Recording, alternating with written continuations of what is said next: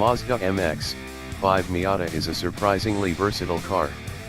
Not only is it hilariously fun on back roads and closed courses, it can also be a decent daily driver thanks to its solid gas mileage and usable trunk. But, it doesn't excel in every driving situation. Specifically long trips at high speeds, and those involving canine companions.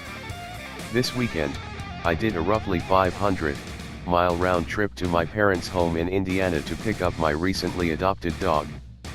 The trip was 90% highways, and I heard every single mile. Our MX-5 Miata Club has the minimally insulated top also found on the base level trim, and at highway speeds the wind and road noise fills the cabin with a loud, steady roar. This likely won't be a problem for fans of white noise, and it can be overcome by the stereo. However, over a few hundred miles, it starts to get old. The suspension, while superb for carving corners, also gets tiresome. On rough Rust Belt highways, it would become a bit overwhelmed, and the whole car would shiver and shake. On the plus side, nothing squeaked, rattled, or fell off in these instances.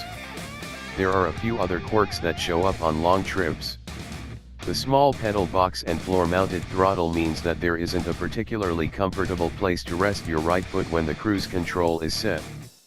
Neither the door nor the center console have much padding either, so leaning your knees against them for long periods of time isn't advisable. The good news is that the seat itself was surprisingly comfortable, and never once was I feeling any back pain.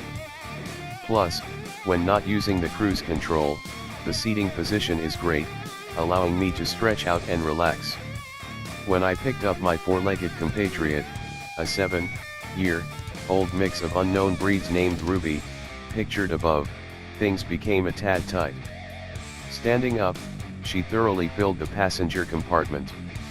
For reference, she's a little over 50 pounds and stands a little more than 2 feet tall.